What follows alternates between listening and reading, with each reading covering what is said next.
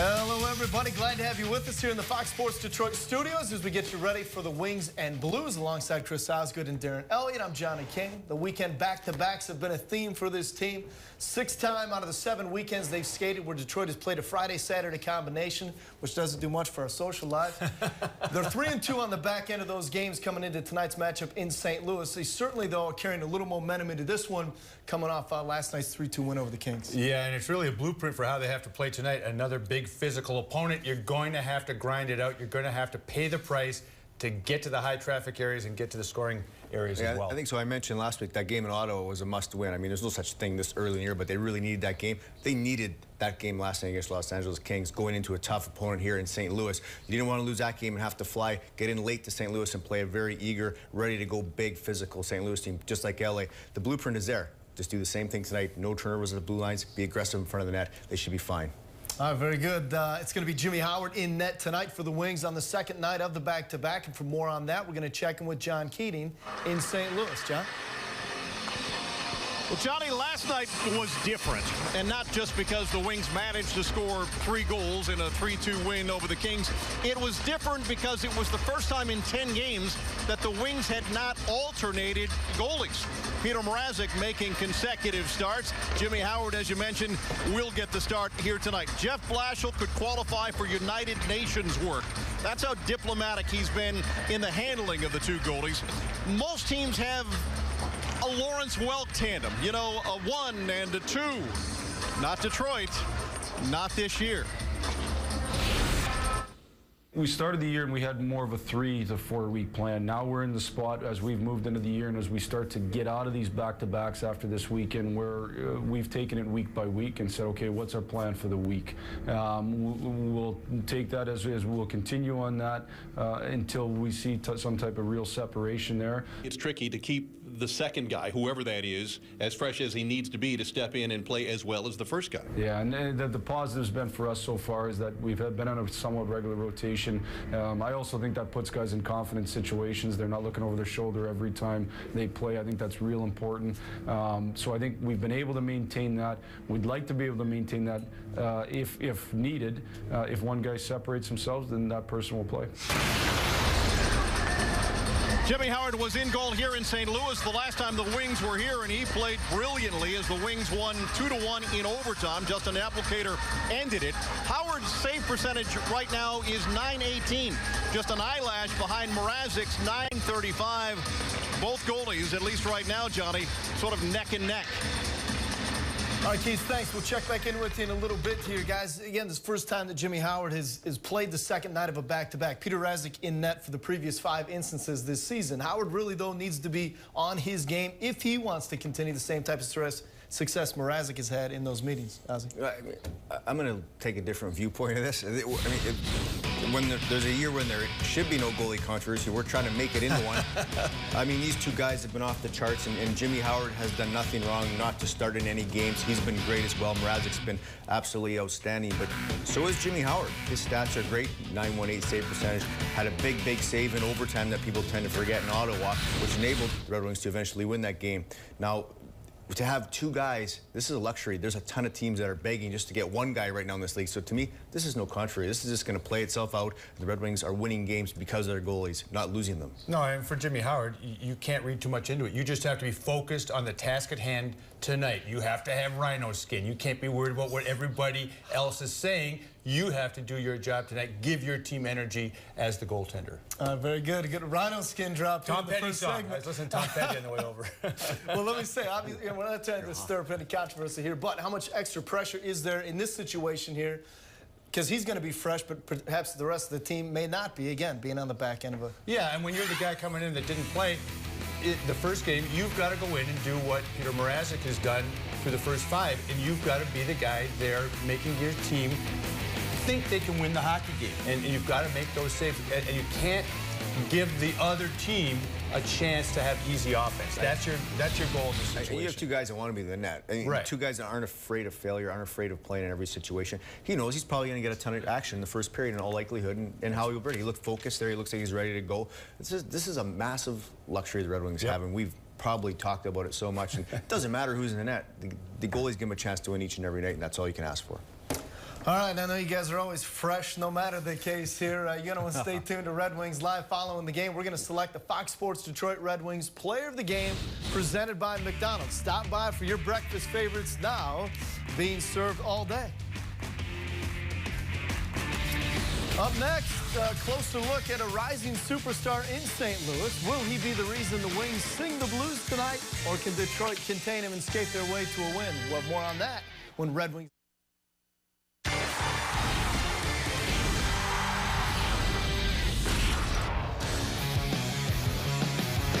Time now for our Xfinity look around the league, and for that we focus on the most goals scored in the NHL. At the top of the list, Patrick Kane from the defending Cup champions with 13. Behind them, Dallas Stars captain Jamie Benn, who the Wings saw recently, and the young Russian Vladimir Tarasenko for the St. Louis Blues, who we'll see plenty of tonight. He's got 12 goals through 20 games. 5 players there tied for 5th there with 10 goals apiece. But he's a formidable force for St. Louis, skating on the right wing. And for more on the Blues and their top goal scorer, we head back to Scott Trade Center where John Keating rejoins us. Keith? Well, Johnny, he may be one of the most dynamic players in the NHL right now, and it could be the beauty and the curse of the Wings moving to the East. Depending on your viewpoint, we don't get to, or we don't have to, see Vladimir Tarasenko on a regular basis. His first NHL game was against Detroit in January of 2013, not quite 3 years ago. And his first 2 shots at the NHL level, both on Jimmy Howard, were both goals. Time goes so fast. I feel like it was yesterday, and now it's like 3 years. I'm here number 4 here, so I still have great memories from this. This is my first NHL game, and you have to remember you scored on your first 2 shots. I think first thing what I remember was when the guy who works and announced who scored and who make assist, announced my name and said welcome to St. Louis, and fans goes crazy. So it was really important for me, and yeah, of course, first 2 goals. How much has your game grown since then? I think, like my father and grandpa always teach me, let other guys talk about your game, so never describe yourself, so let other guys doing this. It's hard to say, and I think this was a really good experience for me, my rookie contract, and we have a really good team here, really great guys, and great coaching staff, great ownership group, so they helped me a lot, and now they make my life really easier. He was the 16th pick overall in the 2010 draft. He has 155 points in 198 NHL games, and the Blues know what they have in this kid. Over the course of the summer, he signed an 8-year, $60 million contract. It's easy to get settled here in St. Louis with that kind of dough. Johnny? All right, John, thank you much. Guys, from Tarasenko was selected back in 2010 before he signed the big deal. Really, the only reason he slid to the middle of the first round there because of his contract status in the KHL where he's coached by his dad. But since he's been in the NHL, you heard Keating talk about it there, he's been tremendous. What is it, in your opinion, that makes him so successful? I think the St. Louis Blues are real comfortable with him as well. But St. Louis is always a tough team. They could always defend real well, but they didn't have that game changer. They didn't have that game breaker for years, and they finally found one in Tarasenko. This guy, 12 goals already this season, but he's got 77 shots on net. That, to me, tells me he's around the net. He's not a perimeter guy. He's a hungry player that loves scoring, just like Ovechkin does. He goes to the hard areas there, and this guy is going to be tough to contain for the Red Wings here tonight. Yeah, it'll be Danny DeKeyser and Jonathan Ericsson as much as it possibly can against him, but you're right. 77 shots on goal, 12, that's 15.6 shooting percentage. That's a very good shooting percentage for an elite goal scorer. And you mentioned Ovechkin. Second best release in the game belongs to Tarasenko behind Ovechkin. He can absolutely get shots off in traffic. Quick hands and speed, right? Yes, That's sir. what gets it done. Yes, sir. All right, the Wings will certainly be keeping their eyes on Victor Tarasenko tonight. This much we know. But coming up next here, the Wings, they expected some offense when they signed the offensive defenseman Mike Green in the offseason. Last night, they finally got it. More on Green when Red Wings Live continues.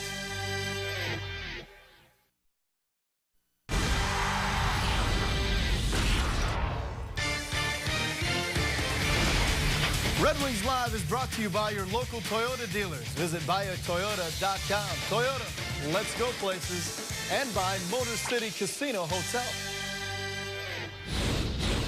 Johnny Kane, Darren Elliott, and Chris Osgood back with you inside the Fox Sports Detroit studios. Guys, last night the Red Wings scored 3 goals in the win over the LA Kings. One of those came off the stick of Mike Green. Now, when the Wings signed him, they knew he was an offensive-minded defenseman, taking a little bit for him to get his first goal. But what did you like most about that one in particular? That it was up ice, that it was even strength, that it was at the top of the crease. It wasn't on the rush, it wasn't on the power play, which is very important. But the fact that he had the willingness and the foresight to come all the way down to the top of the blue paint to make it happen. There he is, and there it is. And you need more of that kind of support down low, tops of the circles down by your D if you're going to score in this league. I think the main reason the Red Wings signed him as a free agent is that they got no production from their defense last season. And against Tampa Bay, that was one of the reasons they weren't able to win that series after they were up 3-2. They just were getting nothing from the back end. They want Green to jump in. They want him to do this more often. Yes, he's been hurt. He hasn't been in the lineup the whole time. Really hasn't been able to find his groove yet. But when he does, you're going to see more and more of that right there. Well, he's been in a bit of an offensive slump, so you look at the numbers compared to where he was at this point last season. You say they want him to do more of that. Is it just a matter of getting healthier? What does he have to do to get back into that? Not trying to do too much on his part, but just to get him going. I think it's different for Mike Green. Yes, he's an older player, but he's only played for one team. He's never played on a different team, so there's a longer adjustment period there for Mike Green than a guy that gets traded each and every year at the trade deadline, fits in nicely right away. It's going to take him some time. And then plus he was injured once, but I think when you see him playing well, he's jumping into the play and he's kind of getting into things, and he's not. He's skating when he's moving his feet and skating well when you see him playing his best. And I saw that last game. And you bring up a great point. It's not that easy, even if you're a veteran, to all of a sudden go to a new team and fit in. He missed some of training camp. He missed some regular season games. So it's just going to take him time to fit in. And he seems to be more and more integrated and comfortable as each game goes on. All right, obviously he's a critical component to what the Wings are trying to get done this season. We're still early in this campaign. 3 goals we know could be tough to come by in this game tonight, let alone by one player. But if the Detroit player does score a hat trick in this one, bring in a game of the scoring summary to a participating Arby's location and get a free small order of curly fries. You can find the scoring summary in your newspaper or on the Red Wings page at foxsportsdetroit.com. Up next, it's November, and you know what that means. Lots of facial hair as men participate in Movember, some more prevalent than others. We'll talk mustaches next.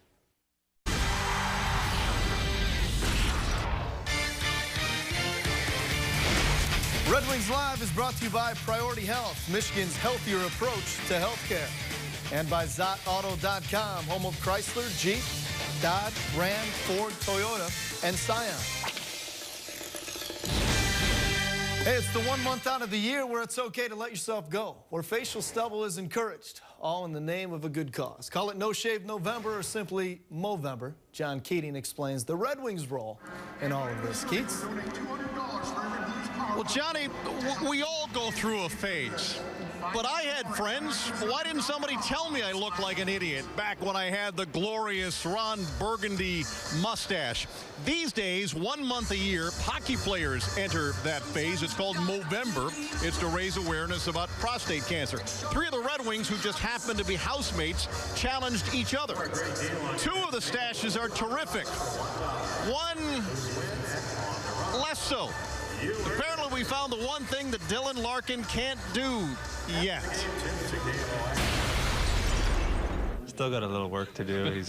He's still young, so he's got some facial hair that can still come in. But I couldn't tell you if he's growing it or not. I can't really notice it. But I mean, if he is, he's a good sport about it, and I'm sure it looks fine. I mean, Larkin's is probably the best. If you've seen his, it's something to stare at for sure.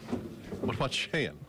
His is okay, but I think Larkin's got the best one going. Yeah, I'm just trying to get, as much as I can. Those guys are crafting theirs and doing different things, but I'm just trying to get a full mustache. He's trying, though. I guess that's most of the battle. Yeah, for sure. You got a lot of guys that don't really want to do it just because mustaches aren't the most appealing things, but he's trying. You got to give him credit. Can't think that you're serious about Larkin's mustache. Is that it's a work in progress? Would that be fair to say? Yeah, it's a work in progress. You know, he's supporting the cause, so it's fun to give him a little heat about it. They talk about theirs all the time, and you know, I just help them when they get food stuck in there, and you know, and things like that. So I'm just I'm a judge between them. They're in the lead with best mustache. Of course, Larkin as a rookie is a good sport about that and pretty much everything. The three of them share a house with a couple of dogs in suburban Detroit. That, boys and girls, is a reality television show waiting to happen. You'll hear all three of them talk about those living arrangements on a future edition of Red Wings Live. Johnny? All right, Keith, look forward to that. I do want to ask you, we know Dylan Larkin was said to be a game-time decision after he knocked his knee yesterday. Do we know any update on his status from the skate around there? I think the decision has been made, and I think Dylan Larkin is going to play tonight. Jeff Blashill said after the morning skate that it was a game-time decision. Larkin said after the morning skate he felt fine, and he gave every assurance that he would be in the lineup tonight. And just as he was coming off the ice just a moment ago, he looked in the direction of head athletic trainer Pete Van Zandt and gave him the nod. So I would expect that we'll see Larkin on the ice, and so no changes in the Red Wings lineup after the 3-2 win last night over the Kings, except for Jimmy Howard in goal tonight. Johnny? Okay, very good, Keith. We'll talk a little bit more about Dylan Larkin in our final segment, but going back to and that's good news if he does skate tonight, obviously. We go back to the mustache dialogue here, right? Some hard-hitting stuff here. John said we all went through a phase, and it's true. I wore one through college. You wore one, I just saw. Oh, yeah. I was always, you not so much. I've never had that phase, but Magnum PI looked fabulous. Yeah, well, I wish we had. I wish we could bring that sucker up. You look good. I'm so old. It was actually in style to have just the stash going on in the 80s. Magnum PI popularized it on television. Unbelievable. I think you should go back to it. You and John Keating have a mustache I off. did the Movember a couple years ago during the last lockout, and it was like, oh, wow, I look like a retired state trooper. All right, good stuff. We'll leave it to your imagination on that one. Up next, again, a scary moment for Dylan Larkin in the third period last night, but it seems the youngster is okay. We'll update you on his status again coming up next.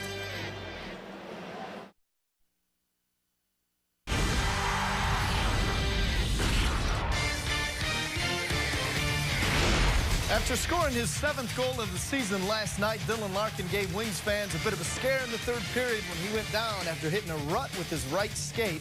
Looked to be in some pain, did leave the ice, but he was able to return and finish the game, and told our Trevor Thompson afterward he was okay. Before we continue with Larkin, Red Wings did announce, want to get this in, that Landon Ferrara has been placed on waivers as he just came off IR from a knee injury. Let's go back to Dylan Larkin here, because again, the 7 goals and his, where he's at from when he's on the ice, his plus rating. Are you surprised with how big his role has become? We'll start with you, Ozzy, as far as coming in as a 19-year-old kid and how much of a prominent role he's faced already. Yeah, I'm surprised at his consistency, and I was really impressed against Los Angeles Kings. This is a big boy team last night he played against with some big players, and he was at the net, finding seams, getting things done with his line mates. But and I think Mickey made a good point last night, is as we go along here, it'll be interesting to see if he can keep this up. He had a college schedule last year. Now, this is a ton of games at a tough level at the National Hockey League, best league in the world, to play 82 games the way he's playing here. I don't even know if that's possible, but we'll take half of that the way he's playing right now. To me, Henrik Zetterberg, the goalies, and him, Larkin, have been the best players in Red Wings all season long. Yesterday, as you mentioned, against the Kings, big boy hockey, he uses his speed. He's never conveniently second to a loose puck. He wants to be first, even if he has to take a hit. Second thing, Ozzy talked about his consistency. Only 2 games has he been a minus all season long, and only 2 games has he failed to get at least 1 shot on goal. So this kid has come in and been an immediate impact player. Yeah, you knew he was a good player coming in, but not this fast. Then the impact he's not only had on himself playing so well, but he's made guys around him better. I think Henrik Zetterberg would be the first to say that. And that's the thing. He played with Zetterberg early on. Z, some of his best numbers. Been playing with Pavel Datsyuk.